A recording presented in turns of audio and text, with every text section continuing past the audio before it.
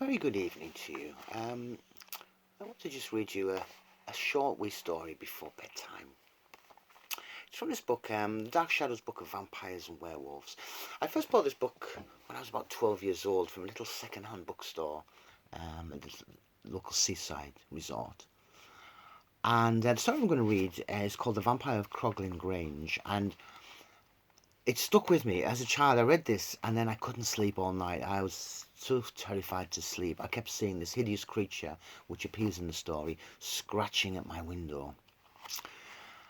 But I kind of forgot about the story. I mean, it was a distant memory. It was still in my head somewhere. And then last year, I discovered the book again in a little second-hand bookstore here in Brighton.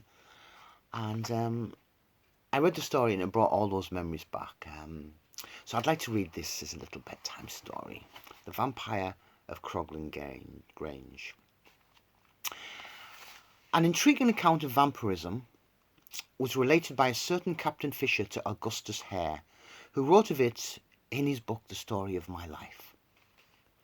Fisher, said the captain, may sound a very plebeian name, but this family is of a very ancient lineage, and for many hundreds of years they have possessed a very curious old place in Cumberland, which bears the weird name of Croglin Grange. The great characteristic of the house is that never at any period of its long existence has it been more than 1 story high, but it has a terrace from which large grounds sweep away towards the church in the hollow, and a fine distant view.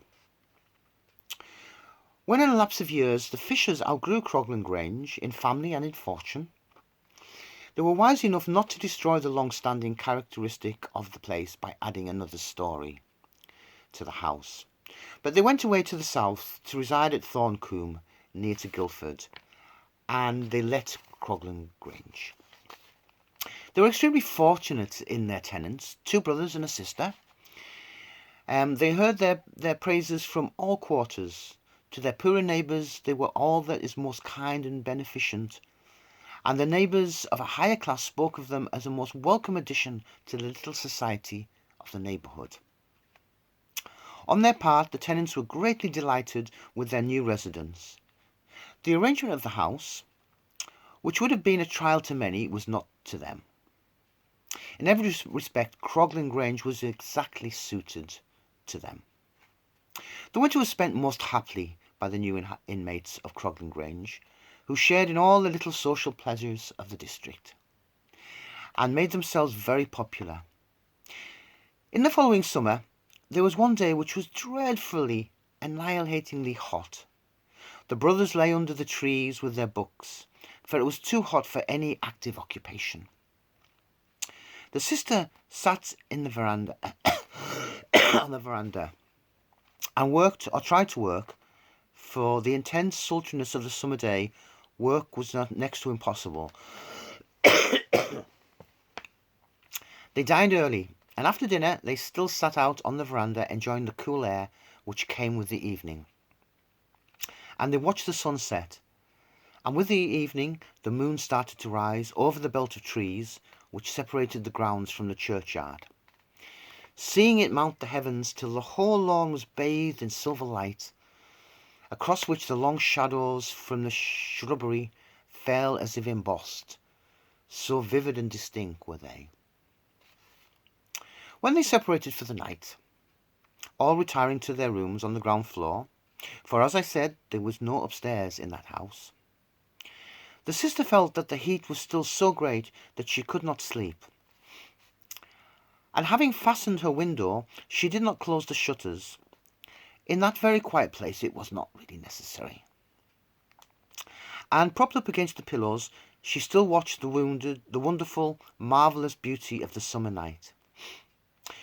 Gradually she became aware of two lights which flickered in and out of the belt of trees in the distance, which separated the lawn from the churchyard nearby. And as her gaze became fixed upon them, she saw them emerge, fixed in a dark substance, a definite ghastly something, which seemed every moment becoming nearer, increasing in size and substance as it approached. Every now and then it was lost for a moment in the long shadows which stretched across the lawn from the trees, and then it emerged larger than ever, and still coming on.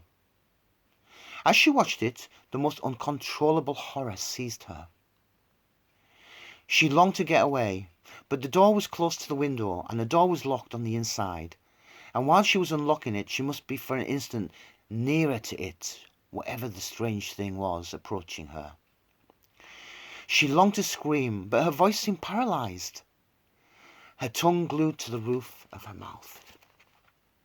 Suddenly, and she could never explain why afterwards, the terrible object seemed to turn to one side, seemed to be going around the house, not to be coming at her at all, and immediately she jumped out of her bed and rushed to the door. But as she was trying to unlock it, she heard scratch, scratch, scratch on the window pane, and she saw a hideous brown face with flaming red eyes glaring in at her. She rushed back to the bed, but the creature continued to scratch, scratch, scratch upon the window. She felt a sort of mental comfort in the knowledge that the window was securely fastened on the inside. But suddenly, the scratching sound ceased, and a kind of pecking sound took its place. Then, in her agony, she became aware that the creature was unpicking the lead from the window. The noise continued, and a diamond pane of glass fell into the room. Then a long, bony finger of the creature came in and turned the handle of the window.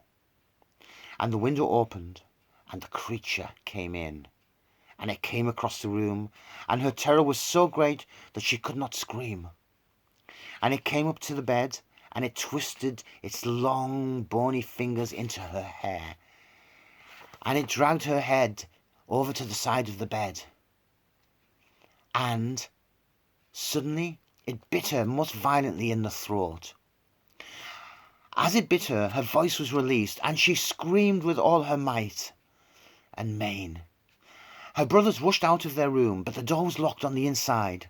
A moment was lost while they got a poker and broke it open.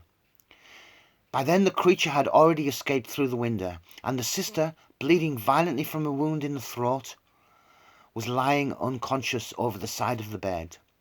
One brother pursued the creature, which fled before him through the moonlight with gigantic strides, and eventually seemed to disappear over the wall and into the churchyard. Then he rejoined his brother by his sister's bedside. She was dreadfully hurt, and her wound was a very definite one, but she was of strong disposition, and not given to romance or superstition. And when she came to herself, she said, "What has happened is most extraordinary, no doubt about this, and I am very much hurt.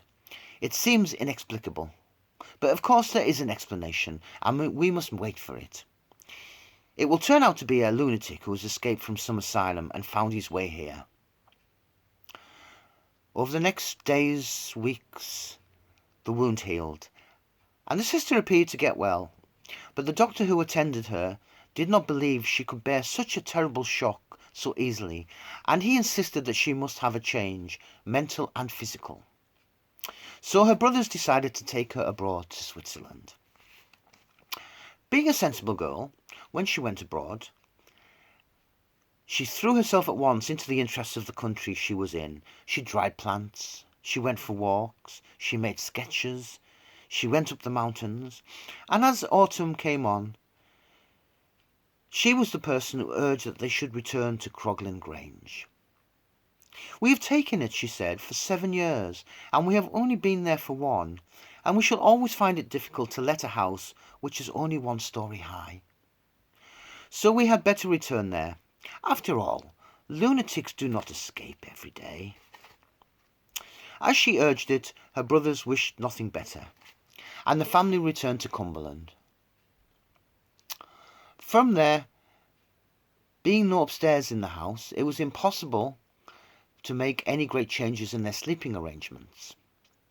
The sister occupied the same room, but it is unnecessary to add that she always closed the shutters at night, which, however, as in many old houses, always left one top pane of the window uncovered. The brothers moved and occupied a room together exactly opposite that of their sister, and they always kept loaded pistols in their room. The winter passed most peacefully and happily. In the following March, one night, the sister was suddenly awakened by a sound she remembered only too well. A scratch, scratch, scratch upon the window. And, looking up, she saw, climbed up to the topmost pane of the window, the same hideous brown, shriveled face with glowing red eyes looking in at her. This time she screamed as loud as she could. Her brothers rushed from their room with their pistols and out of the front door. The creature was already scuttling across the lawn. One of the brothers fired and hit it in the leg, but still with the other leg it continued to make its way, scrambled over the wall into the churchyard, and seemed to disappear into a vault which belonged to a family long extinct. The next day the brothers summoned all the tenants of Croglin Grange, and in their presence the vault was opened. A horrible scene revealed itself. The vault was full of coffins. They had been broken open, and their contents, horribly mangled and distorted, were scattered over the floor. One coffin alone remained intact. Of that, the lid had been lifted, but still lay loose upon the coffin. They raised it, and there, brown, withered, shriveled, mummified, but quite entire, was the same hideous figure which had looked in at the window of Croglin Grange, with the marks of a recent pistol shot in the leg. The brothers did the only thing that could lay a vampire. They burnt it. I do hope you sleep well tonight, but do listen out in case there's a scratching sound at your windows. Have a good night.